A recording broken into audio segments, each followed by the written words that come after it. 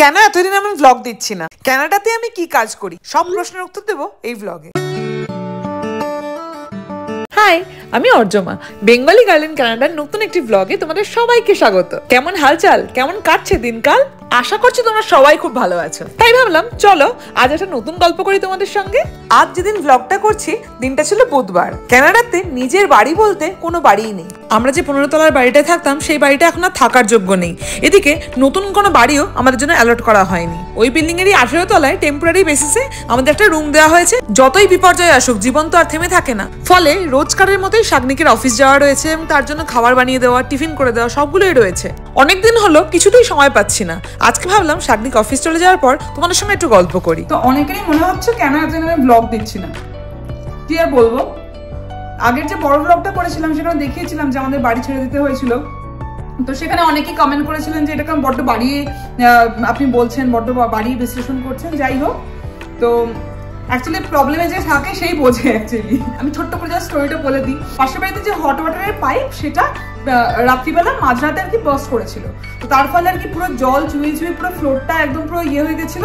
মানে আমাদের যেহেতু একদম সামনের দরজাটা আর কি পাশের বাড়ি, তাই কারণ তার জন্য কি হয়েছিল আমাদের বাড়িতে পুরো জলে জলে জলাকার এবং পুরো কাঠের যেহেতু বাড়ি হয়, তো কাঠের বাড়িটা একটা সাইড পুরো একটা বাড়ির পুরো একটা সাইড পুরো সোক করে নষ্ট হয়ে গেছে। যে কারণে ওই কাঠটাকে পুরো ছাড়িয়ে নতুন করে তৈরি করতে হয়, যার জন্য মানে এটা মোটামুটি তোমার 3 থেকে 4 মাস টাইম নেবে। এবার 3 থেকে 4 মাস এরকম টেম্পোরারি বেসিসে থাকা যায় না। অ্যাপার্টমেন্টের যে ম্যানেজার রয়েছে তো সে এখন ডিসাইড করেছে যে আমাদের এখন অন্য কোনো বাড়িতে শিফট করে যেতে হবে। তো এই যে বাড়িটা ইনিশিয়ালি এখন থাকতে দিয়েছে এখানে অনেকগুলো সমস্যা রয়েছে এবং যে কারণে আমরা এখানে শিফট হতে চাইনি। তার জন্য আমরা অন্য একটা ফ্ল্যাটে শিফট করে যাবো, ফাইনালি একদম পার্মানেন্টলি শিফট করে যাবো, কারণ ওই বাড়িতে আর ফেরা যাবে না। ওই বাড়ির অবস্থা খুবই মানে খারাপ কন্ডিশন। তো ইনিশিয়ালি আমি এই বাড়ির মধ্যে যা অবস্থা আর কি, মানে অর্ধেক জিনিস রয়ে গেছে 15 তলায়, অর্ধেক জিনিস 18 তলায়। মানে যখনই রান্না করতে যাচ্ছি কিছু একটা জিনিস হচ্ছে না, যখনই কিছু করতে যাচ্ছি আজকে সাবান নেই, আজকে হ্যান্ড ওয়াশ নেই, আজকে মানে পেঁয়াজ নেই, আলু নেই, লঙ্কা নেই, এই সমস্ত হচ্ছে। কন্টিনিউয়াসলি ওই লিফটে করে যেতে হচ্ছে, নিয়ে আসতে হচ্ছে, নিয়ে যেতে হচ্ছে, এরকম একটা কন্ডিশন। তো আলটিমেটলি এইভাবে সংসার করা যায় না। 1 মাস হয়ে গেল এইভাবে আমরা চলছে এবং আমরা ওখান থেকে যেহেতু খাট, সোফা, টেবিল এগুলো ভারী ভারী জিনিস আনতে পারিনি, এখানে জাস্ট ম্যাট্রেস পেতে মানে ম্যাট্রেস এনেছি, সেই ম্যাট্রেস পেতে শুচ্ছি এতদিন ধরে। তো ফাইনালি এবার আমাদের একটা দিশা পাওয়া গেছে, ফাইনালি আমরা একদম শিফট করে যাবো। যাই হোক, ঠিক আছে, সব জিনিসপত্রগুলো শিফট করতে হবে, লোকজনকে মানে এখানে বলতে হবে। এখানে আমরা বলেছি একটা হেল্পিং হ্যান্ডের দরকার, মানে একজন মানুষ হলেই হবে আর কি যে আমাদের হেল্প করতে পারবে। তো এই হলো বিষয়। তো এই মানে আমরা শিফট করে যাবো ফাইনালি। তবে একটা জিনিস ভালো ব্যাপার যে এই বিল্ডিং এর যে সাইডে আমরা রয়েছে তার অপোজিট সাইডে যাবো, যে কারণে আমাদের ভরপুর রোদ আসবে, সকাল থেকে রাত অব্দি পুরোপুরি রোদ থাকবে। এই ক্যালগারিতে, এই শীত প্রধান দেশে ম্যাক্সিমাম যেখানে বরফ পড়ে সেখানে রোদের খুব প্রয়োজন। আমার গাছগুলোর খুব খারাপ দশা হয়।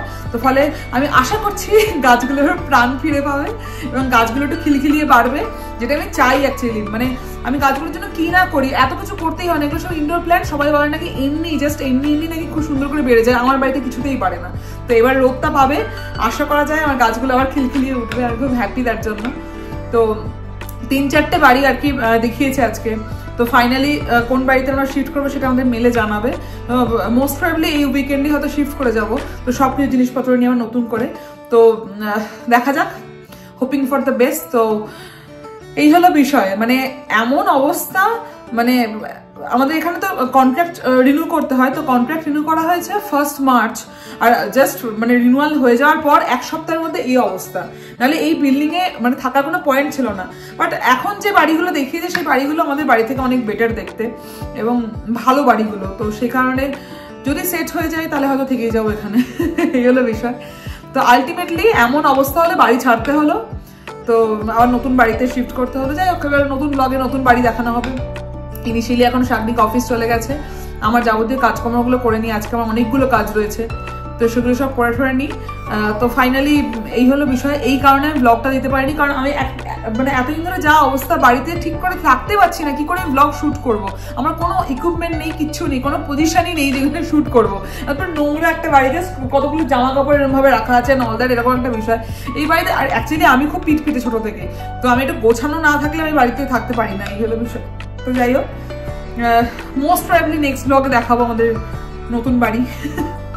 তো ততদিন আর কি, যাই হোক, আমার অনেকদিন ব্লগ দিচ্ছিল, তার জন্য ভাবলাম একটুখানি বলি। এই হলো গল্প। তোমরা অনেকেই জিজ্ঞেস করো কানাডাতে আমি কি করি। মূলত আমি যে কাজটা করি সেটা হলো ইউটিউব। তবে সদ্য একটা টরন্টো বেসড কোম্পানিতে কানাডা ইমিগ্রেশন রিলেটেড নিউজ লেখার সুযোগ পেয়েছি। কলকাতায় নিউজ মিডিয়াতে যেহেতু খবরই লিখতাম, তাই খবর লেখাটা আমার কাছে খুব একটা বড় বিষয় নয়, কিন্তু ইংরেজি ল্যাঙ্গুয়েজটা আমার কাছে খুবই কঠিন। তাই পার্ট টাইম চাকরি হলো অনেকক্ষণ সময় লাগে একটা খবর লিখতে, তাই নিজের জন্যই আমাকে অনেকটা বেশি সময় দিতে হয়। যাই হোক, আজকে বাইরেটা বড্ড মেঘলা করেছে, রোদই ওঠেনি। শাগনিক অফিস চলে গেলে আমার একার জন্য রান্না করতে আমার একেবারেই ভাল লাগে না। ভাত, ডাল, তরকারি, ধুর, তার চেয়ে বরং হেলদি অ্যাভোকাডো টোস্ট বেঁচে থাক না। বিশ্বাস করুন, আমার খুব ভালো লাগে খেতে। এতে সুন্দর করে পেট ভরে, আবার মনও ভরে। আর তার উপরে যদি একটা ডিমের পোচ দেওয়া হয়, আমি ডিম খেতে প্রচন্ড ভালোবাসি। আমার মতো কে কে আছেন বলুন তো, মাছ মাংস সাইডে রেখে ডিম খেতে ভালোবাসেন? আমার মাকেও দেখেছি ডিম খেতে প্রচন্ড ভালোবাসে। যাই হোক, এই 18 তলার বাড়িটা আমার একদম পছন্দ নয়। রোদের অপোজিটে, আলো ঢোকে না, একদম খারাপ। তবে একটাই ভালো জিনিস আছে, বলি না, সব খারাপ জিনিসের মধ্যেও কিছু না কিছু পজিটিভ জিনিস থাকবেই। 18 তলা একটু উঁচু বলে সব বাড়িগুলোর ছাদ দেখা যায়, ফলে এই বাড়িগুলোর থেকে যদি একটু উপরে তাকাই, পুরো খোলা আকাশটা দেখা যায়। বাড়ি গার্ড করে না। জানেন, এই বাড়িটা থেকে একদিন মাঝরাতে উঠে নর্দার্ন লাইটস দেখেছিলাম আমরা। সেই ছবিগুলো আছে, দাঁড়ান শেয়ার করি আপনাদের সঙ্গে।